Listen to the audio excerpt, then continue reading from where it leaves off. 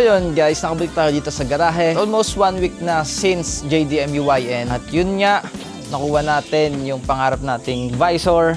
And I'm so proud para kay Remy dahil yung project ko, hindi biro yung pinagdaanan. Sobrang daming effort, sobrang daming gastos, sobrang daming dugot pawis ang ating napundar doon. At worth it lahat ng paghihirap. So ngayon, eto, may papakita ko sa inyo. Medyo epic tong pangyayari na to kasi matagal ko na siyang in-order sa Shopee, sa shop ng Galak ba? Galak. Na plano ko dapat paabutin ng YN, which hindi siya umabot.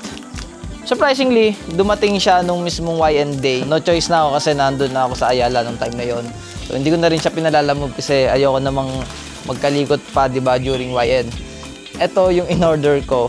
Una, yung original na Voc Racing pang cover ng oil reservoir. Tapos ito pa yung isa. Ito yung pinaka in-order ko talaga sa Galak. Original Cusco battery.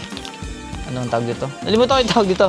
Basta yung Cusco na battery holder. May nakakabit ngayon kay Remy na Cusco. Peke. Ayun yung tigto 200 data or 300 na bakal din naman siya. Maganda tingnan pero peke. Papalitan natin siya nito at sayang hindi siya umabot. Kaya next YN or sa SMX nyo may kita yung battery holder na to.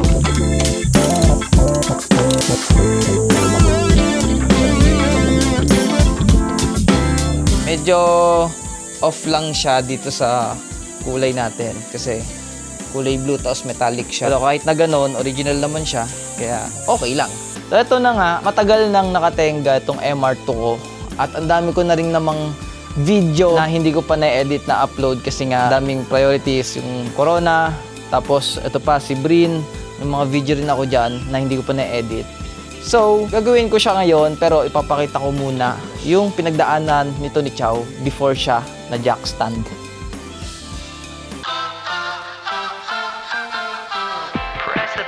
Dito nyo, nakajakot ako kahit walang aircon dahil sira. Ang aircon ko wala tang free. Ito pa ang isang problema ko kapag tanghaling tapat at nilabas ko itong MR2. Kung saan wala kasi siyang ceiling. Walang ceiling yung sunroof yung nakuha ko. Kaya ito ngayon, tiis-tiis na lang. Kasi masusunog talaga ako, promise.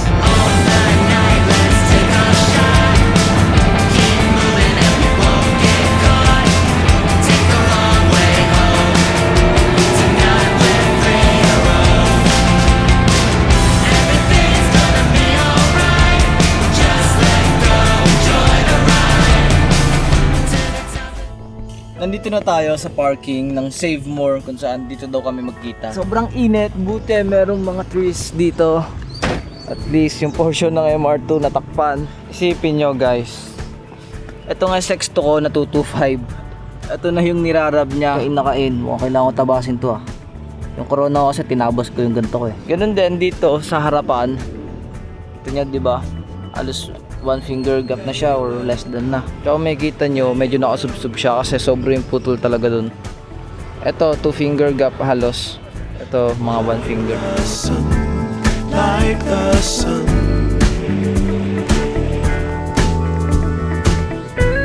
There will be. Ayun na, si Lance. Ganda ng MR2 niya, no? With polish lip din. Uy. Nose up. Out there and it's pure. Gagamitin ko siya pansamantala. Hindi siya well data.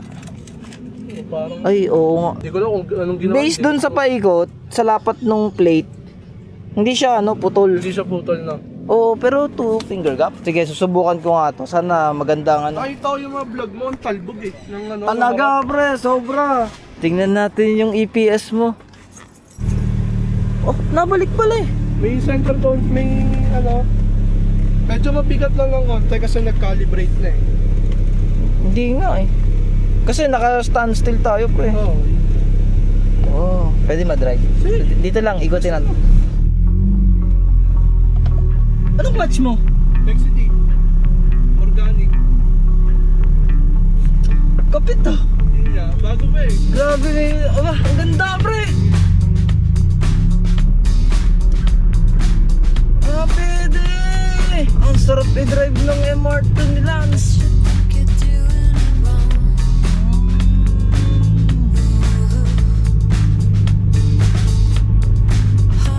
Ang sarap i-drive ng MR2 mo, tol. Third gen ka, di ba? Third gen. Mas malakas. Mas malakas ba? Di ko... Oo, pre. Sa second gen kasi, parang 20 horsepower. Ang difference lang. Tapos ito, ingatan mo. Kaya, Kailangan ayun. sa tulo yan. Tulo. Meron yan. Ikaw ba? Wala ka. Nakaso hardtop ka. Meron yan dito sa passenger side. Tapos wala akong ceiling nilalagay dyan. Kaya kanina, bilhin mo pre, wala akong aircon kasi panis na yung aircon. Yung preyon. Oo, sumingaw na. Maganda. I-convert na lang natin ng compressor natin ng Electronic. Ayun yung next goal mo. yung next goal to. Pero maganda yung alternator. Tapos si Spal, no? Na ano? Kasi nag-EPS na ako, so less load na sa makina. Ngayon, ang nagkarga, Alternator. Pero ang ganda, pag wala kang load sa makina, ang gaan. Plus ano yun? 5 horsepower siguro, di ba? Lalo na yung compressor. Ayun Pag lang. ginawa mo electronic. Ramdam mo yun, di ba? Pag Pag pumitik, nagbuhay na ng aircon, yun yan. talaga bumabagal. Pwede makita engine bay mo. Yes, sir. Third gen. Pero nakakaya naman sa'yo. Bakit? Maganda yung Pre. tsura eh. Dinaan ko lang sa paint yung akin. Pwede kita turuan doon. Ito pang masakit sa ulo, yung ano ko dito. Ay, yung latch.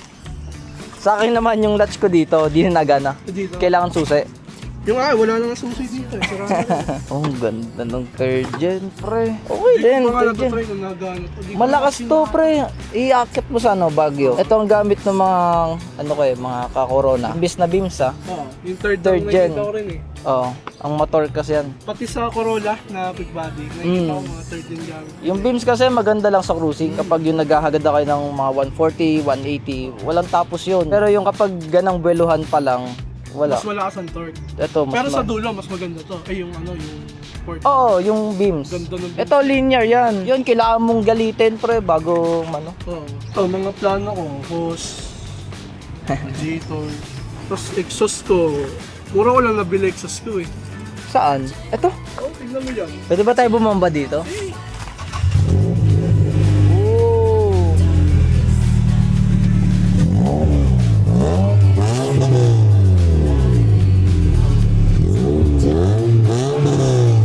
Okay. Talagang butas yung buong ilalim. Paano tayo yung mga tubig madilim na nagbabawas? Hindi na, okay na. Nagamot ko na. Palta ko ba naman lahat ng hose? Tsaka itong gusto mong makakita pre ng pakita ko sa'yo, baka may makuha kang man.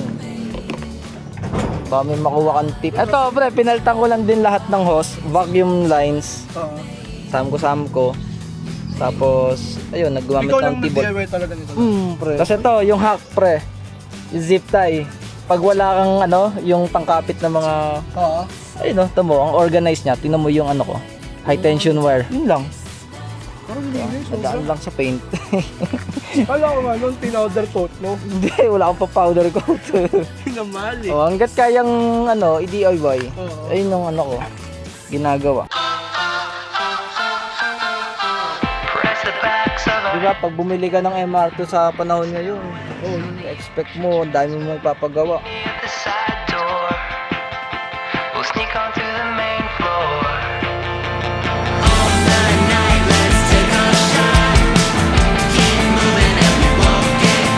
Ayaw mo magpa-EPS na rin? Balak ko na dahil dun sa nakita ko sa'yo. Anong explanation sa'yo ni Kachamba? Kapag nagpa-EPS ka, huwag mong asahang may auto-centering. Huwag mo lang asahang malambot. Like, Okay. totally parang hydraulic pump na lambot daw. Kaya huwag mo asahan. Tapos basta asahan mo, reliable yung Motor. EPS, yung motor, matagalan. Tapos, Walang tulo. Dito ka pre. Walang tulo. Tapos yung rack and pinion mo, di mo na kailangan Condemned na less load sa engine kasi nakarek ka battery. Yung pre, kapag rolling ka, kunyari nasa 60 kph, nag-auto off yung EPS. Nabanggit ba sa yun? Hindi. Yung EPS na malambot pa rin. Pero hindi siya yung parang modern na pag niligo mo, babalik. Sobrang Oo. Pag niligo mo siya, stable lang Stay. na paano. Pero pag pinaling mo, anda. Saka, Tsaka mag-auto sa engine. kapag cruising ka ng 100, hindi yung sobrang gaan Hindi ba? sobrang gaan. Hindi. May tigas pa rin. Di nag-auto off siya pag ganun. Ganun. Kasi yung sa akin kasi yung Corolla ko, Kahit 100 ka na, hindi siya nagsiswitch off. Delikado yun eh. Delikado Onting yun. pitik mo, talagang ano. Naka-EPS ba yan? Oo, yung Corolla. Saan pina-EPS yun? Hindi, nung nabili ko, EPS na. yun, solid yun. Kaya sa'yo, huwag mo nang pagawa, magtutulo lang Oo, ulit ka. bro. Sige, sige. Ayun nga pala yung agenda ko din, yung EPS ma-feel ko. Oo. Eh, ang na-feel ko lalo, yung clutch mo. Parang gusto kong magbalitan. Kala ko napagawa mo na yung Hindi pa. Raspberry. Hindi pa. Wala pa ako pinapagawa dyan na ano. Pati yan, yung sa'yo, nakapang MR to ka na clutch master at slate. Dalawa pa yung linya nun. Kaya punta ng ano. Yung akin, converted Corolla na. Corolla. So basically, mas madaling maghanap ng master at slate. Ayos to. Paano ko yan? Pre, ang lupit mo. Oy, ito nga pala. Guys. I-subscribe din kayo sa kanya, .redmr2, Yun, pati guys. sa TikTok, sa IG. Malupit to si Lance. Grabe, mas una pa sa akin nag-MR2 to, kaya mas madaming pinagdaanan to. Hindi No? naman. Mr. Offset pa yung spacer nyo. Thank you, Lance. Salamat, salamat. Ingat.